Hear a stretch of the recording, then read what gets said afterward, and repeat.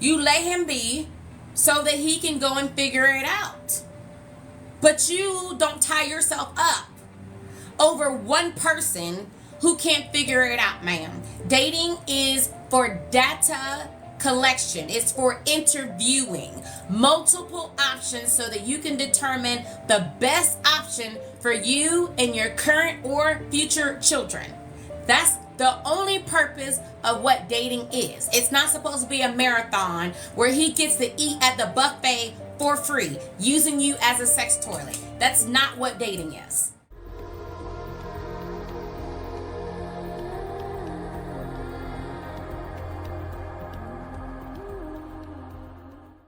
For all of you who had a man that disappeared on you, a man that pulled away, you reacted and you blocked him, you got upset, you felt like it was you. Listen to me, babies. Y'all are gonna have to stop letting these men waste your time. Your time is your most precious commodity. Your time is worth way more than his time. Because according to Don Maslar and a whole bunch of other anthropologists, within any species, whoever is the one that produces young, that's the one that's considered the prize.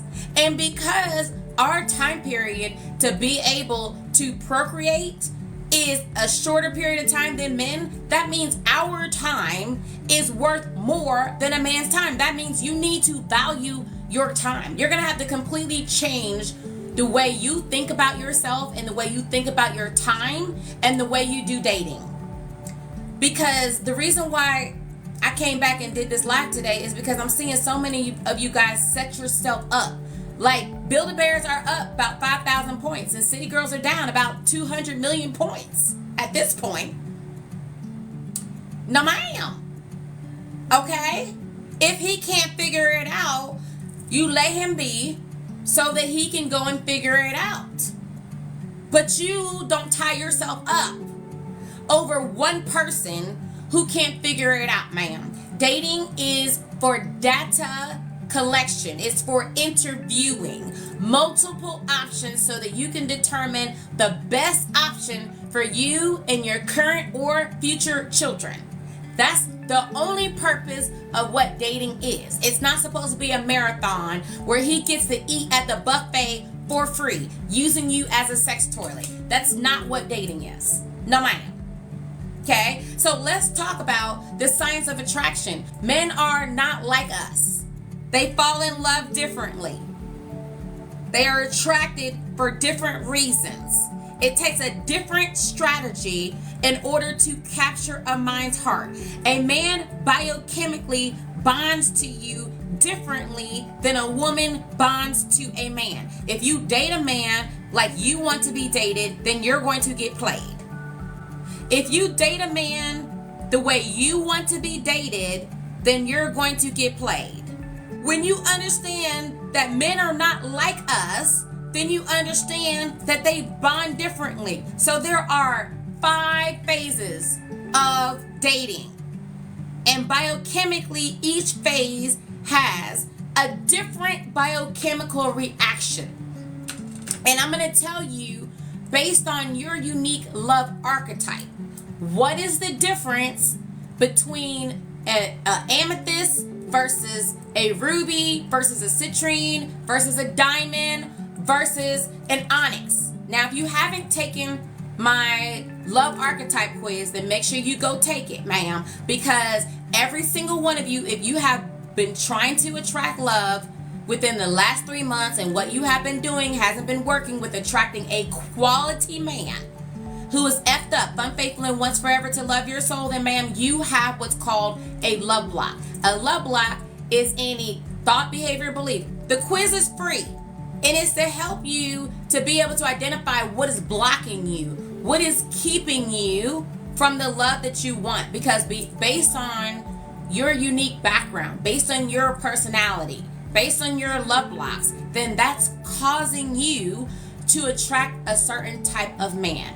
And because I've been doing this for over 2 decades, after you see so many women, you see thousands of women, you start to recognize a pattern. So I was able to identify the pattern and create a quiz that helps you to identify which of the love archetypes that you are. And based on understanding those love archetypes, and you can understand what are your love blocks and what are the men that you tend to attract. Like for instance, where are my ladies who are type A personality? You're make it happen. You like to control your world. You're usually a high performer. You're successful in every way. You probably got the house, the car, the hair, the shoes, the things, everything, except in the love department. Okay, you're killing it in the boardroom, but in the bedroom of relationship, not so much. And you often attract narcissists and man babies. You attract men who want to control you and dominate you, or men who want you to take care of. Where are you? Oftentimes, these women had an overcritical parent. Oftentimes it was their mother, and to prove, or they had somebody in their life. It might have been a teacher or somebody that made them feel like they weren't smart enough, made them feel like they weren't good enough, and they were going to prove their significance through their performance. Type A rubies tend to be highly in their masculine energy. They're drained a lot. Oftentimes they feel like they're the ones that show up for their friends. They're the ones that do everything, but nobody is really there for them. Nobody's really there pouring into them because they're the doers. They're the ones that make it happen. And in their minds, if they're not doing it, it's not getting done right. Okay? That's what I call the rubies. But on the other end, rubies tend to attract narcissists and man babies. The second one is the onyx. Now, you can be a mix between the different archetypes. Okay? The onyx, they lack boundaries. They're empathic. The onyx tend to give people the benefit of the doubt. Men who are narcissistic and married and have drama, they love onyxes because all they have to do is tell a sob story, tell a story where, their wife mistreated them, or this person did this to them, their baby mama is unfair, won't let them see the kids, or whatever the heck their poor story is. And then the onyx will believe them. Oftentimes it's the onyx that the men con into paying the bills. They'll be taking care of a man who's trying to get it together but won't. And she's sitting there doing everything she can to build this man up. And she sees his potential.